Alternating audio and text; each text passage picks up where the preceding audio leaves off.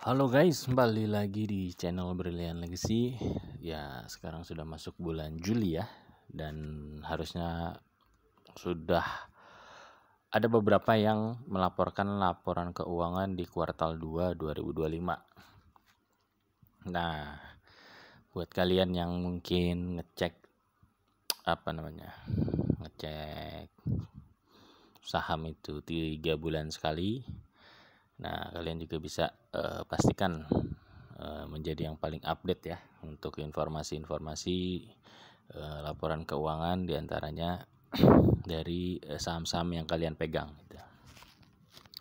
Cara ngeceknya gampang, masuk aja ke browser, ketik laporan LabQ.BEI.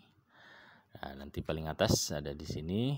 Habis itu nanti kita filternya adalah masukin periode triwulan 2 atau kuartal 2. Habis itu shortnya kita dari yang terbaru. Nah, habis itu coba yang paling banyak lah. Sip. Nah, di sini yang terakhir adalah WSBP. Ya, waskita. Nah, coba kita cek seperti apa laporan keuangannya si WSBP ya. Apakah menarik? Ya, WSBP harganya 12, cukup. Wah, ruginya 149 miliar. Oke, boleh di skip dulu. Bank PT Aladin Syariah. Nah, setahu gue dia masih konsisten rugi. Nah, kita lihat apakah di tahun ini dia bisa membukukan laba seperti apa.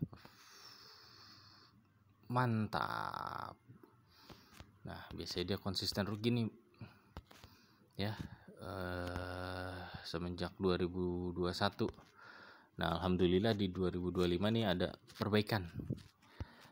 Berarti ada potensi peningkatan lah gitu ya. Simpelnya harganya itu di tahun lalu saat dia posisi minus itu tertingginya ada di 955. Ya, artinya kalau dia sekarang kondisi keuangannya membaik, berarti harusnya bisa, logikanya sih harusnya bisa ya, bisa lah balik lagi ke 955 mungkin, disclaimer. Secara PI ya cukup tinggi, PBV juga udah lumayan, tapi ya itu ya perbandingan antara harga saham yang turun dengan potensi keuntungan yang naik itu seperti sesuatu yang bertolak belakang ya. Artinya biasanya kalau keuntungannya naik, harga sahamnya ikut naik. Biasanya seperti itu. Oke. Kita lanjut ada saham apa lagi? WSKT masih sejenis ya. Coba kita cek. Sejenis dengan WSBP, apakah dia lambangnya aja sama. Suspend dah, skip aja dulu dah. Di suspend bro. Oke, wifi kejen wifi. Oke, wifi. Nah, ini katanya ada Pak Hasim di dalamnya. Kalian bisa cek lebih detail lagi. Oke, kita lihat 1 tahun terakhir naiknya sudah lumayan ekstrim. Hampir 1000%, sempat 1000% pastinya di saat di 2600-an. Seperti itu. Nah, sekarang kita cek laporan keuangannya. Nah, sepertinya membaik dari tahun sebelumnya gitu. Tapi memang harganya sudah naik duluan ya, jadi mau gimana lagi. Tapi kita bisa bandingin tadi ya dengan PI yang di Aladin tadi, dia ada 73. Nah, di sini lebih murah, PI-nya hanya 10 dan PBV-nya juga lebih kecil, hanya di 2,25. Nah, menurut kalian lebih oke mana masuknya gitu. Seperti itu. Coba kita lihat corporation. Nah, dia mau right issue nih di harga 2000 gitu. Nah, berarti kalau mau masuk di harga sekarang berarti masih dekat-dekat harga right issue. Sepertinya masih aman sepertinya. Disclaimer lagi.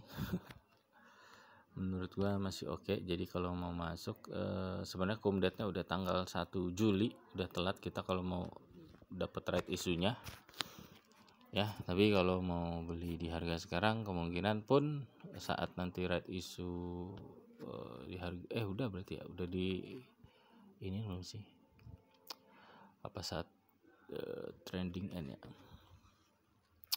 Oke, itu dari WiFi. Dari laporan keuangannya ada peningkatan sepertinya dari 2024 ya, hampir 2 kali lipat. Nah, nanti kita pastikan lagi di kuartal 3, tapi cukup oke nih kayaknya WiFi.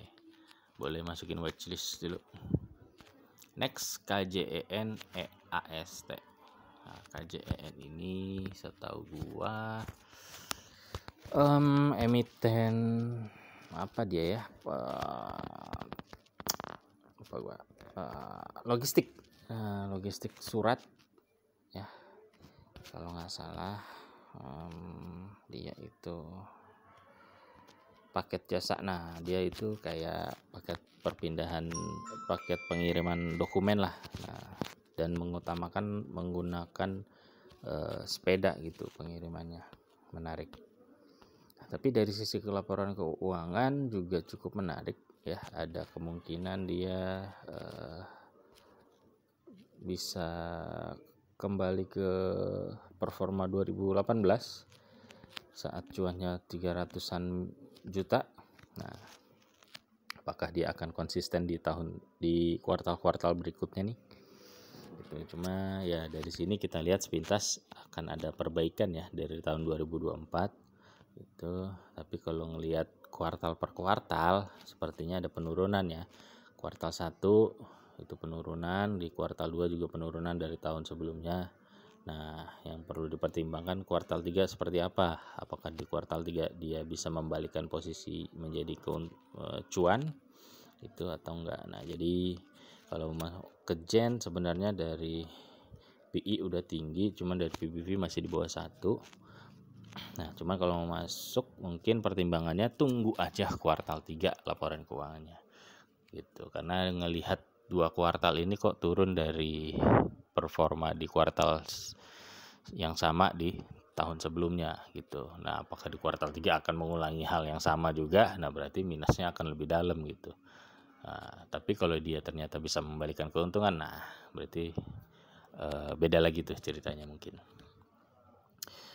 Oke, lanjut. EAST ini adalah hotel ya. Itu hotel yang pernah dikunjungi sama Om Benix juga, seingat gua. Ya, jadi ini tapi itu bukan dalam rangka ini ya,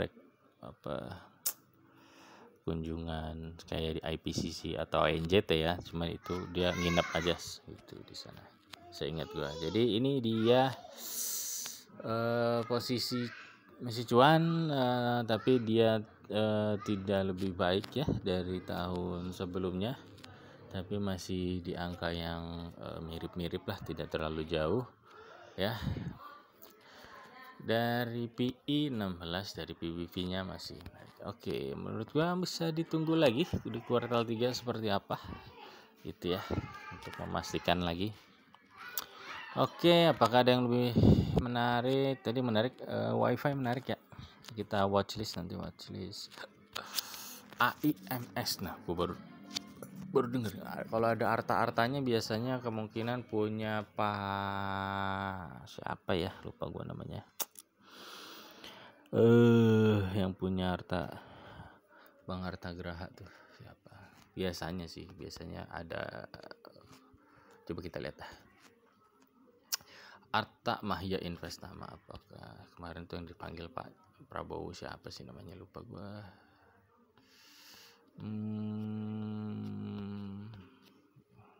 Oke, lupa sih gua.